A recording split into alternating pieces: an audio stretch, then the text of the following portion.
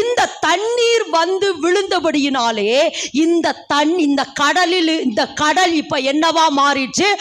ஆரோக்கியம். முதல்ல ஆரோக்கியம் ஆகுது இந்த தண்ணீர்.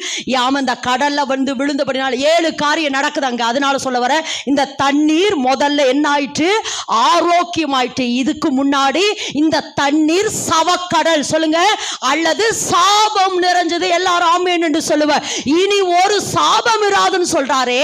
இப்ப இந்த இடத்துல வாசிக்கிறோம், இந்த தண்ணீர் சாபமா இருந்தது, இந்த தண்ணீர் ஒரு சவக்கடலா இருந்தது, இந்த தண்ணீர் எப்படி வேதனை நிறைந்ததா இருந்தது.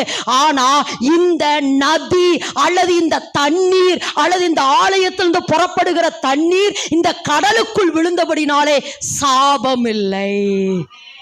ஆமென் என்று சொல்ல. முதல்ல என்ன இல்ல? சாபம் இல்ல. முதல்ல என்ன இல்ல?